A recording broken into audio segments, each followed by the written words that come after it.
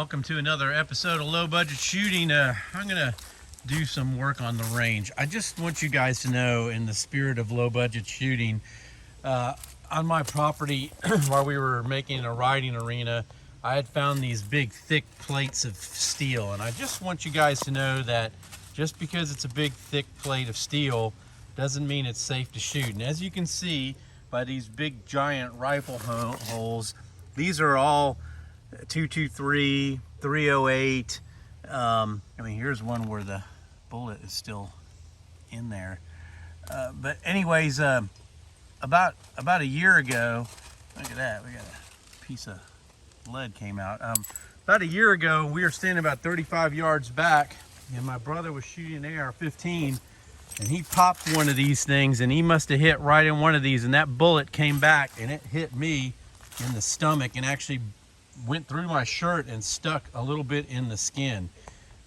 So I don't shoot these things anymore, and I'm going to take them off and move them with steel that I do shoot. These plates I can put farther back on the range, like back there at the 100-yard mark, but they're not safe to shoot because they're not hardened. So anyways, and today, after I get this done, we will be shooting the Model 29 I just picked up, 10 millimeter. This is my third 10 millimeter now. Some of you guys have seen the 10 millimeter that I got that James Earl Jones used to own, and then I've got a Delta Combat Elite. So anyways, we'll be shooting this at some safe steel. Be back shortly. Move the plates around a little bit so now I can shoot it and not have to worry about stuff flying back at me. Anyways, this is the Glock 29. I just picked this thing up in an auction for $400, which, you know, is I guess a fair price. This is the Gen 3 version of the gun. You know, I got it because I'm thinking about using it as a carry gun, but it's a little bit bigger than it looked in the picture to me. But it's a 10 millimeter, and I'm a fan of the 10 millimeter. This thing holds 10+1, which is kind of nice. That's what makes it kind of bulky. Alright, I have no clue. This is the first time I've ever taken a shot with this thing, so I don't really know where it's going to go. Let's just get a big blue plate. Alright. And I'm just going to shoot a couple shots at paper here. I want to see where this goes.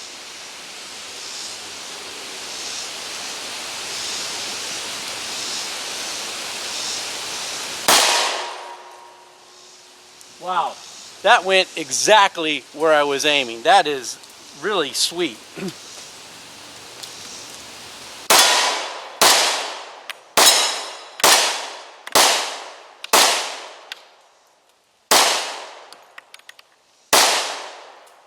Now I don't know what I'm hitting.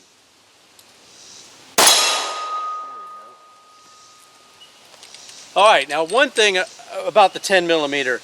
This little gun's got some kick. This is way more than a 357 Magnum. I'm shooting an Arms Core 180 grain out of it, and I typically carry a 40 caliber if I'm going to carry. This kicks way more than the 40 caliber, but it's a sweet shooting gun. Let me load up another mag.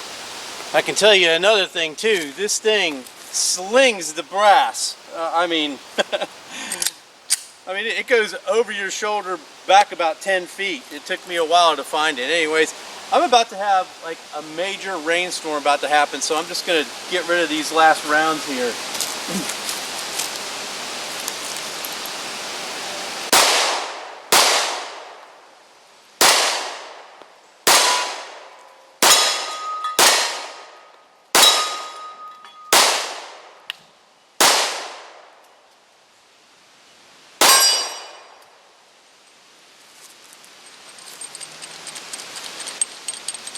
Has a very shaky sounding barrel when it's back and locked. So there you have it, the Glock 29. This is a nice gun. I'm not sure I'm going to carry it. Like I said, it's got a lot of kick, but boy, it's sure got some punch to it, and it's pleasant to shoot. The trigger on it feels pretty good. I'm not a big striker fire fan. As a matter of fact, I'm not really a Glock fan. I'm a 10 millimeter fan. So They did a nice job with this gun. This is if you're a Glock person, I would be pleased to own this firearm. Anyways, thanks for watching. Subscribe below, and I think I'm gonna have a shotgun competition coming up next between two pretty cool shotguns for US PSA shooting. Anyways, take care. Be safe. Bye.